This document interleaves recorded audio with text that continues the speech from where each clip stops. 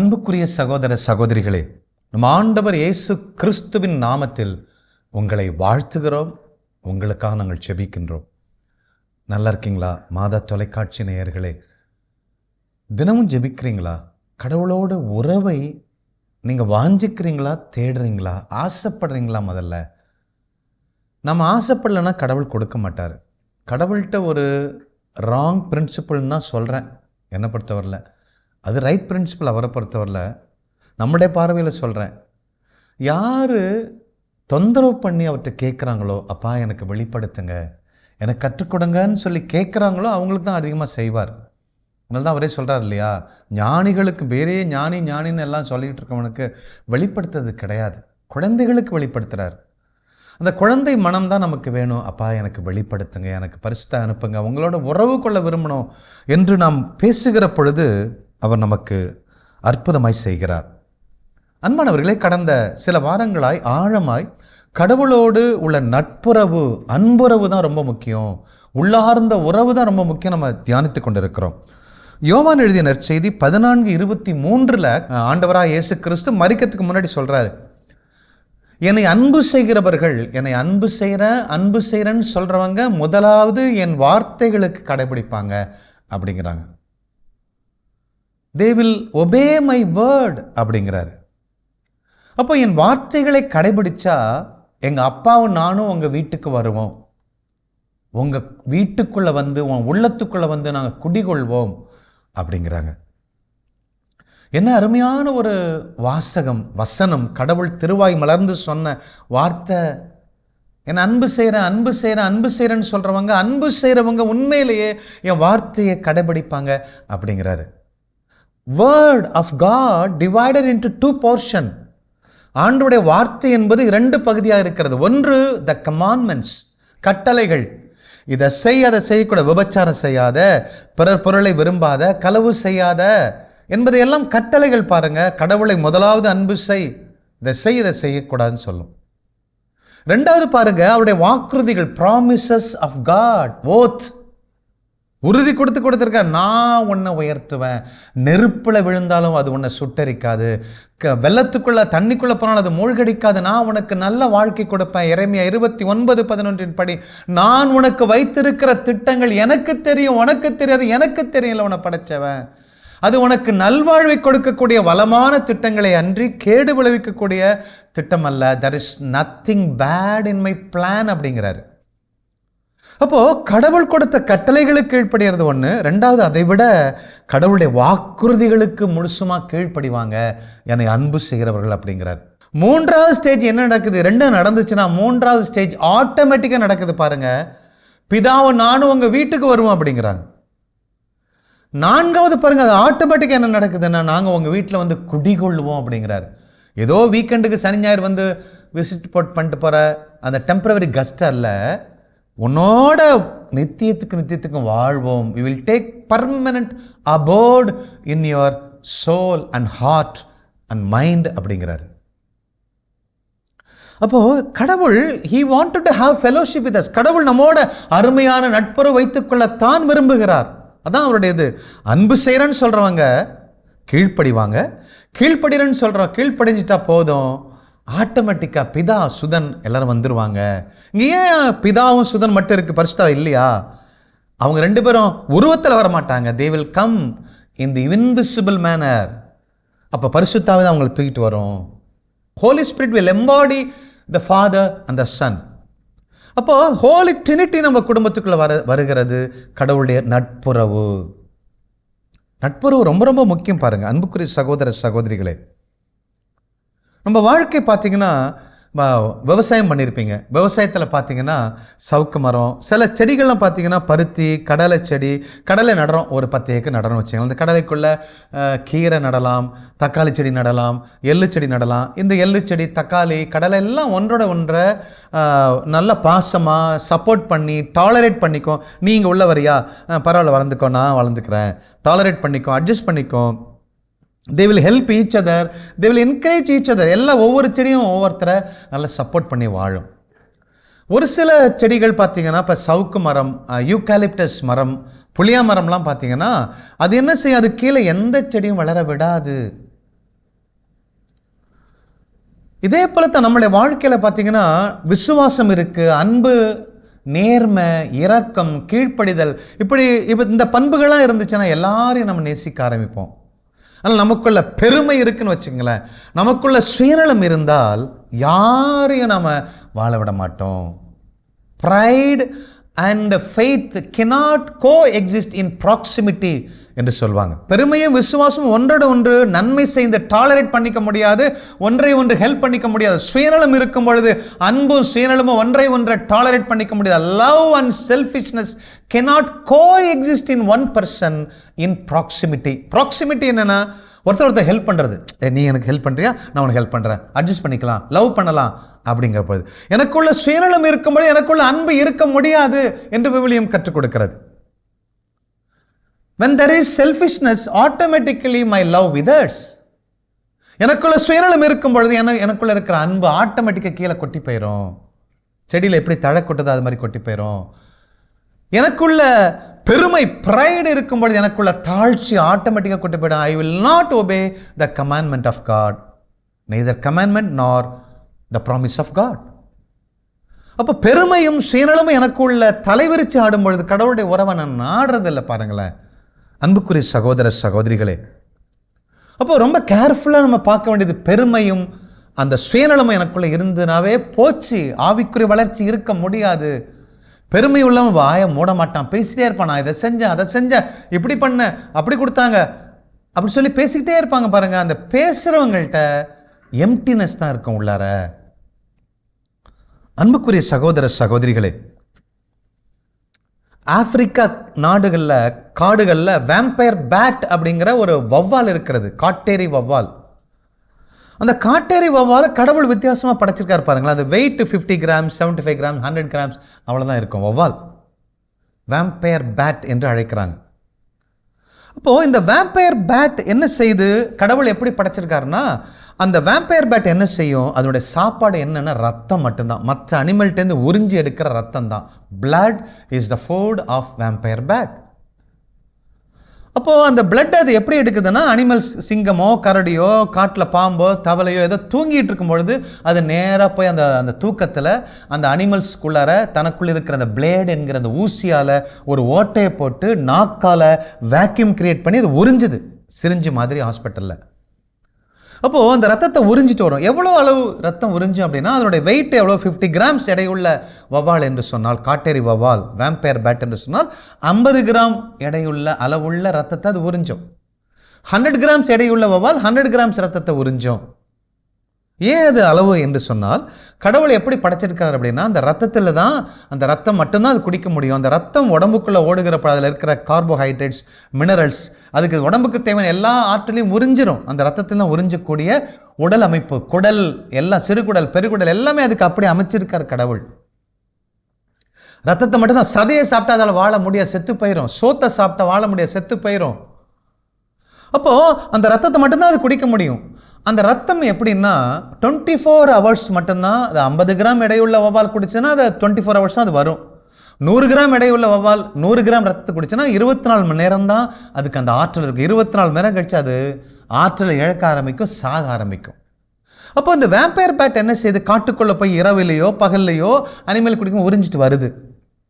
So ஃபுல்லாக 100 gram எடையுள்ள அந்த வௌவால் 100 கிராம் எடையுள்ள ரத்தத்தை உறிஞ்சிட்டு வரும்போது கழுத்து வரைக்கும் ஃபுல்லாக குடிச்சிட்டு வந்துடும். when it comes back to its roosters or the nest, அந்த கூட்டுக்கு வருகிற பொழுது அந்த கூட்டு பக்கத்துலேயோ இல்லை கூட்டிலேயோ யாராவது ஒரு வேற எது குருவியோ கால் உடஞ்சி கை உடஞ்சிருந்தா அந்த குருவிக்கு என்ன செய்தான், இது உடம்பிலிருந்து குடிச்சிருக்கிற அந்த ரத்தத்தை அது ரெகர்ஜிடேட் பண்ணி, அதாவது இந்த மாடுகள் எல்லாம் உணவு சாப்பிட்ட பிற்பாடு அது போய் உக்காந்து ஒரு இடத்துல வயிற்றுக்குள்ளே போன உணவை திரும்பி அதை எடுத்து அது செரிச்சு வாயில் கடிச்சு திரும்பி அது உள்ளார அனுப்போம். மாடுகள் எல்லாம் 2 வயிறு இருக்குது. இப்போ ஸ்டோரேஜ் வயிறு ஒன்று இருக்குது, அதுலேருந்து அதை எடுத்து ரெகர்ஜிடேட் அல்லது ரூமினேஷன் என்று ஆங்கிலம் சொல்லுவாங்க. அப்போ அதை செரிக்க வச்சு திரும்பி உள்ளே அனுப்போம். அப்போ இந்த ஒரு குருவி நொண்டியாக இருக்குது, சாவ போது, அது கஷ்டப்படுதேன்னு சொன்னோடனே இது தன்னுடைய உயிரை கூட பயப்படாமல் பார்த்துக்கலாம் அப்படின்னு சொல்லி அது என்ன செய்யும், தனக்குள்ளே இருக்கிற அந்த ரத்தத்தை பாதி அளவு அந்த இன்னொரு வேதனைப்படக்கூடிய அந்த குருவிக்கு கொடுக்கிறது. என்ன அன்பு பார்த்தீங்களா? அப்போ இதை அந்த சயின்டிஸ்ட் என்ன பண்ணுறாங்க, ஆராய்ச்சி பண்ணுறாங்க. இந்த பறவை தன் சொந்த குஞ்சுகளுக்கு கொடுக்குதா அல்லது தந்த புருஷனுக்கோ உறவுகளுக்கு கொடுக்குதா, வேற யாருக்கு கொடுக்குதான்னு பார்த்தா அது அந்த காட்டில் இல்லாத ஸ்ட்ரேஞ்சர், எதிரிகள் அல்லது அடிக்கக்கூடிய யாராக இருந்தாலும் குவா குவான்னு அது சத்தம் போட்டு கேட்கும் பொழுது, துடிக்கும் பொழுது அது ஓடி போய் அந்த வாய்க்குள்ளே தன் அலகையிட்டு அது ரிகஸ்ட்ரேட் பண்ணி அதை எடுத்து வாமிட் பண்ணி அந்த அந்த இன்னொரு குருவிக்கு வாழ்க்கை கொடுக்கிறதா. அன்பான சகோதர சகோதரிகளே, ஆண்டவர் இயேசு கிறிஸ்து லூக்கா எழுதிய நற்செய்தி 6வது அதிகாரத்தில் 35-36 சொல்றார், நீங்கள் உங்கள் பகைவரிடம் அன்பு செலுத்துங்கள். யார் என்னோட அன்பு செய்கிறாங்களோ அவங்க நட்புறவு கொள்கிறோம். நட்புறவு எப்படி வளருது பாருங்க. அன்பு செய்கிறவங்க என் வார்த்தை கீழ்ப்படிவான், என் வார்த்தை கீழ்ப்படிஞ்ச நானும் அப்பா பரிசுத்தா எல்லாம் வந்து தங்குவோம். நட்புறவு பயங்கரமாக பெருகுது பாருங்க. அப்போ சொல்றாரு, நீங்கள் உங்கள் பகைவரிடம் அன்பு செலுத்துங்கய்யா, அவர்களுக்கு நன்மை செய்யுங்கள், கடன் கொடுங்கள், திரும்ப கிடைக்கும் என எதிர்பார்க்காமல் கடன் கொடையா. வட்டி வாங்கிக்கிட்டு இருக்கிற ஒன்றை போய் எப்படி சொல்ல முடியும்? நீங்கள் உன்னத கடவுளின் மக்களாய் இருப்பீர்கள், ஏனெனில் நான் அவர் நன்றி கெட்டோருக்கும் பொல்லாதோருக்கும் நன்மை செய்கிறார் அப்படிங்கிறார். எதிரிகளை நேசி. ஒரு கணத்தில் அரைஞ்சா இன்னொரு கணத்தை காமி, 1 கிலோமீட்டர் வர சொன்னா இன்னொரு கிலோமீட்டர் போ அப்படிங்கிறாரு. அன்பான சகோதர சகோதரிகள், நட்புறவு என்பது கடவுளுடைய பண்புகளை தியானித்து அதை வெளிப்படுத்துவது. இந்த vampire bat is the best example for it. அருமையான பண்பு பாருங்க. அதுக்கு அடுத்த நாள் 24 hours கழிச்சு திரும்பி ஏதாவது அனிமல் தூங்கணும், போய் கடிக்கணும், உறிஞ்சணும்.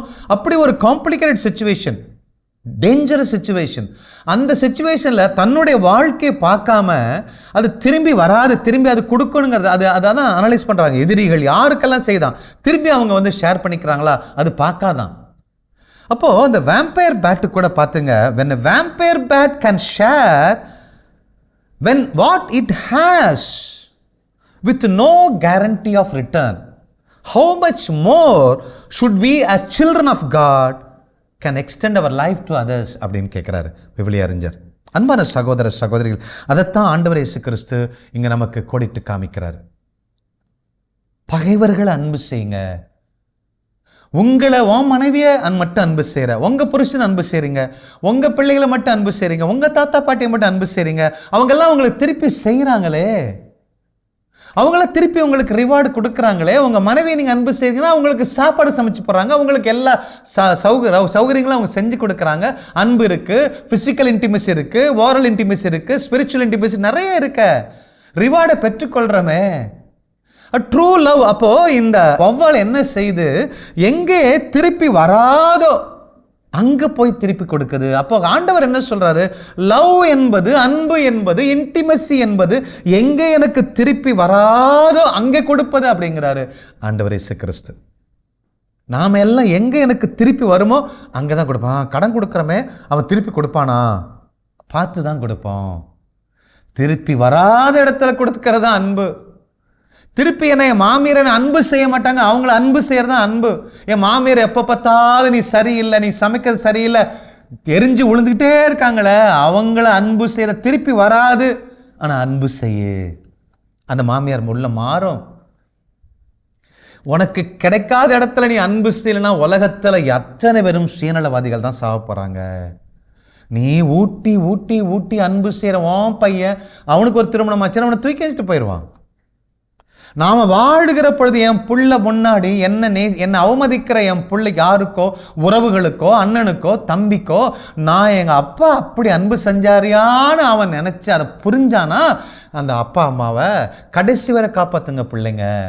அவனுக்கு நாம் சுயநலத்தை சொல்லி கொடுத்தோம், அவன் சுயநலத்தோட வாழ்வான், அவ்வளோதான். சுயநலத்தை போட்டால் சுயநலம் தான் காய்க்கும். அன்புக்குரிய சகோதர சகோதரிகளே, கடவுள் சொல்கிறார எங்கே திருப்பி வராதோ அங்கே கடன் கொடையா.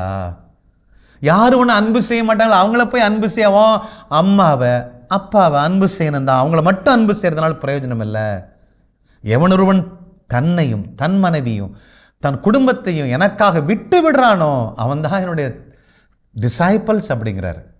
அன்புக்குரிய சகோதர சகோதரிகளே, நம்ம மிகவும் கவனமாக பார்க்க வேண்டிய விஷயங்கள் இந்த விஷயங்கள்லாம். கடவுளோடு உள்ள நட்புறவு என்றால் என்னை மறந்து நான் கடவுளுக்கு கொடுக்கணும், கடவுளை ஊராருக்கு கொடுக்கணும், உலகத்துக்கு கொடுக்கும் பொழுதுதான் அந்த நட்புறவு அதிகமாகும், பரவும், விரியும். அன்புக்குரிய சகோதர சகோதரிகளே, அமெரிக்காவில் ஒரு சகோதரி இருந்தாங்க, கிளாரா பார்டன் அப்படிங்கிற ஒரு சகோதரி. அவங்க ஒரு நர்ஸாக இருந்தாங்க. நர்ஸ் அப்படின்னா அவங்க மிலிட்ரி நர்ஸ். மிலிட்ரியில் போர் புரிகிற அந்த மிலிட்ரி கேம்பில் அவங்க ஒரு நர்ஸாக இருந்தாங்க. எல்லாம் ட்ரீட்மெண்ட் கொடுப்பாங்க. டாக்டர்ஸ் ட்ரீட் பண்ணுவாங்க, அவங்க டயக்னோஸ் பண்ணுவாங்க, இவங்க ட்ரீட்மெண்ட் கொடுப்பாங்க, தையல் போடுவாங்க, சர்ஜரி பண்ணுவாங்க, எல்லாம் செய்வாங்க டாக்டரை போல். ஏன்னா மிலிட்ரியில் வந்து நிறைய டாக்டர்ஸ் இருக்க மாட்டாங்க. அப்போ கிளாரா பார்டன் அவங்க வாழ்க்கை 1820 நடந்த ஒரு நிகழ்ச்சி பாருங்கள். அப்போ இவங்களுக்கு இன்னொரு நாட்டுக்கும் ஒரு சண்டை வருது. சண்டை வரும் பொழுது போர் புரிகிறாங்க. அப்போது there is a line of control இருக்கும். அந்த கோட்டை தாண்டி அமெரிக்கா அந்த நாட்டுக்கு போனாலும் காலி பண்ணிடுவான், அவன் இங்கேருந்து வந்தாலும் காலி பண்ணிடுவான். அந்த line of line of control இந்த பேட்டில் ஃபீல்டை நோ ஒன் ஷுட் கிராஸ். இங்கிருந்து தான் அவன் அடிக்கணும், அங்கேருந்து அவன் அடிக்கணும். அப்போ இப்படி போர் நடந்துகிட்டு இருக்க பொழுது அமெரிக்கர்கள் அதிகமாக அந்த எதிரி நாட்டை சுட்டுறாங்க. எல்லாரும் போயிடறாங்க, எல்லாம் செத்து கீழே கிடக்கிறாங்க. ஒரு ஆள் அரைகுறையாக அடிபட்டு துடிச்சிக்கிட்டு இருக்கிறான். அப்போது டாங்கிகள்லாம் மாறுது, யாராவது வந்தால் சுட்டு தள்ளுவாங்க. நம்ம நாட்டுக்காரனே சுட்டுருவான், எதிரி வேற அந்த லைன் ஆஃப் கண்ட்ரோல் போனால் கண்டிப்பாக சுட்டுருவான். அந்த நேரத்தில் இந்த லேடி என்ன செய்கிறாங்கன்னா, சகோதரி கிளாரா பார்டன், பரவாயில்லையா, செத்தாலும் பரவாயில்லையா, அப்போ ஓடி போய் லைன் ஆஃப் கண்ட்ரோலை தாண்டி போய் அவனை தூக்கிட்டு வந்து அவனுக்கு தையல் போட்டு அவனை சுகப்படுத்தி அமெரிக்காவில் வாழ வைக்கிறாங்க. அப்பேற்பட்ட அந்த அன்பு இந்த உலகம் முழுவதும் பிரசித்தமாச்சு. பேப்பரில் வந்துச்சு, டிவி மீடியா எல்லாத்துலேயும் அவங்க ஒளிபரப்புனாங்க. அப்போ சொல்கிறாங்க, the love, selfless love that crosses the battle line of control அப்படிங்கிறாங்க. அன்பு என்பது இதை தாண்டவே கூடாது அப்படிங்கிற நிலைமையை தாண்டுது. அதான் லவ். அன்பு என்பது என்னுடைய குடும்பத்தை மட்டும் நான் நேசிப்பதல்ல, என் குடும்பத்தை தாண்டினது, எல்லையை தாண்டினது. there is no boundary for it. அன்புக்குரிய சகோதரனே சகோதரியே, ஒவ்வொரு பணத்தையும் கணக்கு பண்ணிக்கிட்டு இருக்கோமே, ஒவ்வொரு உதவிக்கும் நான் பிரதி உபாரம் எதிர்பார்க்கிறேன். அவனுக்கு புடவை வாங்கி கொடுத்த அவன் என்ன இந்த தடவை கண்டுக்கவே இல்லையே, நன்றி சொல்லலையே, அப்ரிஷியேட் பண்ணலையே. ஒரு நாள் காரில் தூக்கிட்டு வந்து அங்கேருந்து ஊர்லேருந்து கொண்டு விட்டு அவன் என்ன மாதிரி பேசுகிறா பார்த்தீங்களா என்றெல்லாம் நாம் செய்கிற அத்தனை பிரதி உபாரங்களுக்கு ரிவார்டை எதிர்பார்க்கிறோமே. செயின்ட்லி லைஃப் என்பது expecting none from this world. இந்த உலகத்தில் எதையும் எதிர்பார்க்காத வாழ்க்கை தான் புனித வாழ்க்கை. அன்பான சகோதர சகோதரிகளே, இந்த கிளாரா பார்டன் தான் அமெரிக்காவுக்கு வந்து ஒரு மிகப்பெரிய ஒரு சிறிய பில்டிங் தான் ஆரம்பித்தாங்க ஃபஸ்ட்டு. அதுக்கு பேர் வச்சாங்க த லெகசி ஆஃப் மெர்சி, இரக்கத்தின் பாரம்பரியம் என்று பேர் வச்சாங்க.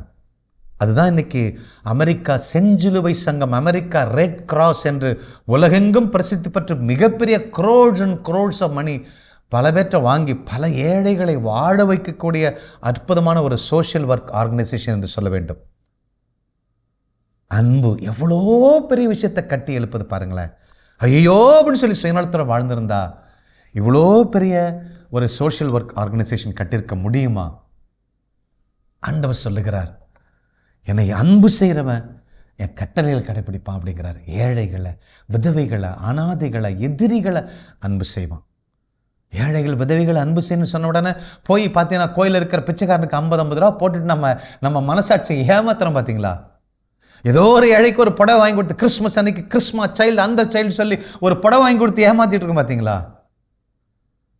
உங்களிடம் இருப்பதை பகிர்வது 10ல் 1 பங்கு மட்டும் இல்லை, 90% கூட கொடுக்கலாங்க. 10ல் 1 பங்கே போதும் நமக்கு. இப்படி அன்பை செய்ய ஆரம்பித்தோம்னா 10ல் 1 பங்கே நம்ம வைக்கிறதுக்கு பத்தாது. அப்படி வாரி வாரி கொடுப்பார் ஆண்டவர். கொடுக்க கொடுக்க ஆண்டவர் உங்களை ஆசீர்வதிப்பாருங்க. இந்த நட்புறவைத்தான் கடவுள் விரும்புகிறார். எப்போ பார்த்தாலும் கடவுள் கடவுள் சொல்லிட்டு இருக்குதில்ல, கடவுளை உலகத்துக்கு வெளிப்படுத்தக்கூடிய மனுஷங்க இந்த உலகத்தில் தேவை.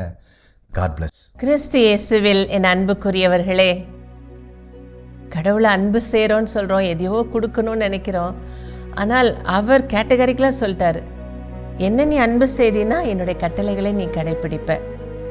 அப்போ தந்தை உங்கள் மீது அன்பு கூறுவார், நாங்கள் உங்களிடம் வருவோம், வீட்டுக்கு வருவோம், உன்னிடத்தில் வருவோம், அங்கேயே வந்து குடிக்கொள்வோம். என்ன ஒரு அருமையான ஒரு யூனியன் பாருங்கள். எப்போனா நான் கடவுளுடைய கட்டளைகளை கடைபிடிக்கும் பொழுது.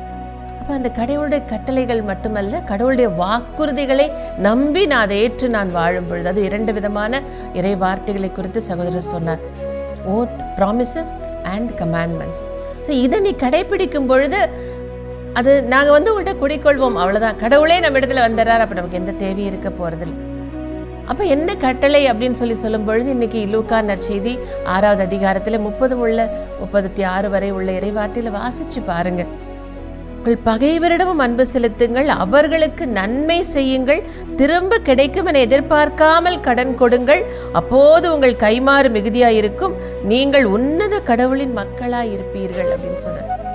அப்போ கடவுளுடைய பிள்ளை அப்படின்னா இப்படிதான் இருந்து ஆகணும், அவ்வளவுதான். உங்கள் தந்தை இரக்கமுள்ளவராக இருப்பது போல நீங்களும் இரக்கமுள்ளவராக இருங்க. ஏதோ அப்படி கொடுத்து பிச்சை போட்டுட்டு போற அந்த ஏதோ பிச்சை இல்லை, இரக்கம். அவருடைய துன்பத்தில் அவர்களோடு இருந்து அவர்களை தப்புவித்து அவர்களை மேம்படுத்தி கொண்டு வருகிற அந்த இரக்கம், கடவுள் நம்மீது பாராட்டுகிற அந்த இரக்கத்தை நாம் பிறரிடம் பாராட்ட வேண்டும் என்று சொல்லி கடவுள் எதிர்பார்க்கிறார், கட்டளையிடுகின்றார்.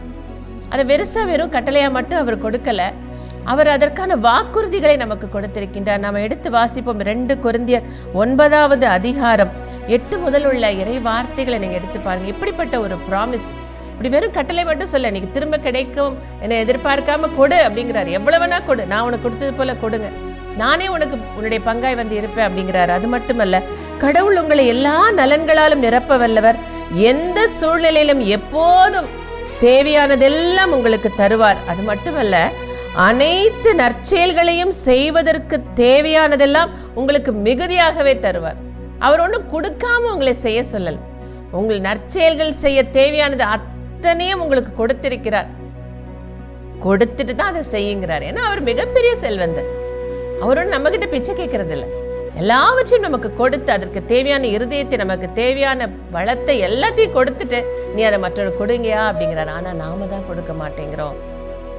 ஏன்னா அடுத்த வேளை நமக்கு கிடைக்காதுங்கிற பயம், கடவுள் மேல நம்பிக்கை இல்லை, அவருடைய வார்த்தைகள் மீது நம்பிக்கை இல்லை, அவர் கொடுத்த அந்த வாக்குறுதியின் மீது நமக்கு நம்பிக்கை இல்லை, அவருடைய நம்பகத்தன்மையின் மீது நமக்கு நம்பிக்கை இல்லை, அவருடைய இன்ஃபினிட் ரிச்சஸ் மீது நமக்கு நம்பிக்கை இல்லை, அவருடைய அந்த மாறாத கிருபையின் மீது நமக்கு நம்பிக்கை இல்லை. அந்த வேம்பயர் பேட்டுக்கு இருக்கிற நம்பிக்கை நமக்கு இல்லைங்க. அடுத்த வேளை உயிரோடு இருப்போமா இல்லைன்னு தெரியாட்டி நான் கொடுக்குறேன்னு கொடுக்குது பாருங்க. ஒவ்வொரு படைப்புகளிலும் நாம் அந்த கடவுளின் தன்மையை கண்டுபிடிக்கணும்னு தான் ஆண்டவர் படைப்புகளை பார்க்க சொல்லுகின்றார். படைப்பை ஆராதிக்க சொல்லல, படைப்புகளில் கடவுளுடைய ஒவ்வொரு தன்மைகளை வெளிப்படுத்துகின்றன. ஆக இந்த நாளில் அப்படியாக நம்முடைய இருதயத்தை மாற்றும்படி ஆண்டவர்கிட்ட கேட்போம். இன்னைக்கு ஏதோ ஒரு நடிகனை போல மாறணும், அவங்கள போல மாறணும்னு சொல்லிட்டு தலைமுடியை வெட்டி, காலை ட்ரெஸ்ஸை மாற்றி, மூஞ்ச மாற்றி, நமக்கே அடையாளம் தெரியாத அளவுக்கு நம்ம முகங்களை மாற்றிக்கொண்டு வாழ்ந்து கொண்டிருக்கிறோம். ஆனால் கடவுளை போல மாற விரும்புகிறோமா? உங்கள் விண்ணக தந்தை இரக்கமுள்ளவராய் இருப்பது போல நீங்களும் இரக்கமுள்ளவராய் இருங்கன்னு சொல்றாரு. இரக்கம் இருந்தால் ஏங்க இன்னைக்கு ஓல்டேஜ் ஹோம்ஸ் பெருகிட்டே போகுது. சீனியர் சிட்டிசன்ஸ் அப்படின்னு சொல்லிட்டு அவங்களுக்காக நாங்கள் எல்லாம் கொடுக்குறோம். ஏன்னா பிள்ளைங்களால கொடுக்க முடியல, ஏன்னா அப்பா அம்மா கொடுத்த வரைக்கும் வாங்கிட்டோம். இப்போ அப்பா அம்மாவால் நமக்கு எந்த நன்மையும் இல்லைன்னு நினைக்கிறோம், கொண்டே விட்டுருவோம். அவங்க நமக்கு தொந்தரவாக நினைக்கிறோம். சிம்பிள், நம்மளை பெற்றெடுத்த தாய் தகப்பனை கூட நம்மளுடைய வாழ்க்கையை இழக்க முடியல, தியாகம் செய்ய முடியல. எங்கெங்க நம்ம விண்ணகத்தந்தையின் கடவுள் பிள்ளைகளாய் நாம் இருப்பது? நல்ல மனம் வருந்துவோம், நல்லா கேட்போம். என்னை இழந்து நான் பிறருக்கு கொடுக்கும் அளவுக்கு என்னை உம்மை போல மாற்றுங்க ஆண்டவரே என்று ஜெபிப்போம். முழந்தாள் படியிட்டு உம்மை போல என்னை மாற்றுங்க ஆண்டவரே என்று சொல்லி நாம் ஒரு வாஞ்சியோடு, ஒரு தாகத்தோடு கேட்போம். அவரை போல நம்மை மாற்றுவார். அப்பா பிதாவே, உம்முடைய வார்த்தைகளை நம்பி வாழக்கூடிய இருதயமாய் எங்களை மாற்றும். உம்முடைய வாக்குறுதிகளை நம்பி நன்மை செய்கிற பிள்ளைகளை எங்களை மாற்றும். உடைய அளவற்ற செல்வத்தை நம்பி ஆண்டவரை வாரி கொடுக்கிற பிள்ளைகளை எங்களை மாற்றும் ஆண்டவரே. எங்கள் கண்கள் எப்போதும் உம்மை நோக்கி இருக்கும்படியாய், தோ ஏழை எளியோர் தேவையில் உழல்வர் அத்தனை பேருக்காக எங்களை இழக்கக்கூடிய பிள்ளைகளாய் எங்களை மாற்றும் ஆண்டவரே.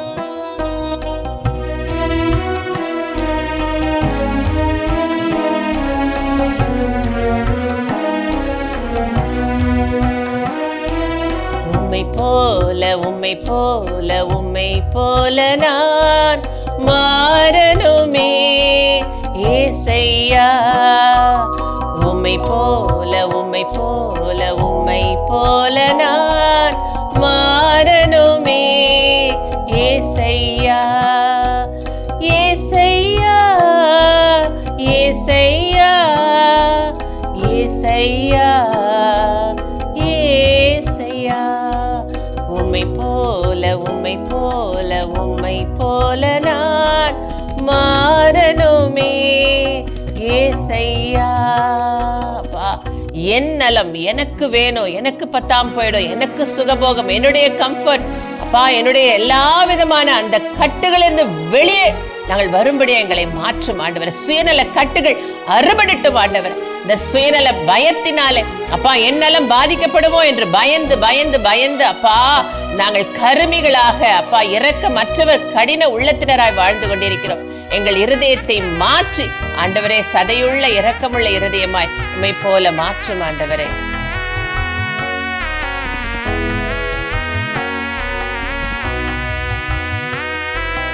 உம்மை போல நான் நேசிக்கணுமே, உம்மை போல நான் நேசிக்கணுமே, அன்பினாவியை என்னில் ஊற்றுமையா, சுயநலத்தை என்னில் நீக்குமையா, அன்பினாவியை என்னில் ஊற்றுமையா, சுயநலத்தை என்னில் நீக்குமையா.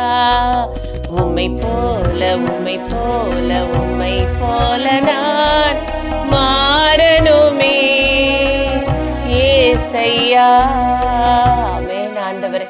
இணைப்பில் உள்ள ஒவ்வொரு பிள்ளைகளையும் ஒவ்வொரு குடும்பத்தையும் அப்பா உம்மை போல மாற்றுங்க சுவாமி. அப்பா அன்புனா என்னன்னு அறியாமல் சுயநல கட்டுகளில் கட்டப்பட்டிருக்கிற இந்த உலகம் ஆண்டவரை விடுதலை ஆகும்படியாக அன்பின் அப்பா அந்த ஒரு நறுமணம் இந்த உலகம் எங்கும் பரவும்படியாக கடவுளின் அன்பு எவ்வளவு ஆழமானது என்பதை அப்பா ஒவ்வொரு மனிதரும் ருசிக்கும்படியாக ஆண்டவரே எங்களை உம்மை போல மாற்றுங்க ஆண்டவரே. உம்முடைய அன்பின் நறுமணத்தை ஏந்தி செல்கிற கருவிகளாக அப்பா எங்கள் ஒவ்வொருவரையும் நீர் மாற்றுவீராக. அப்படியா அன்பின் ஆவியால் எங்கள் ஒவ்வொருவரையும் நிரப்பும் அபிஷேகியும். எங்கள் ஆண்டவர் இயேசு கிறிஸ்துவின் நாமத்தில் ஜெபிக்கிறோம் எங்கள் நல்ல பிதாவே, ஆமேன். அன்புக்குரியவர்களே, ஆண்டவராக இயேசு கிறிஸ்துவின் மீது முழுமையான நம்பிக்கை கொள்வோம், நிறை வாழ்வை பெற்றுக்கொள்வோம். God bless you. இயேசுவுக்கே புகழ், மரியே வாழ்க.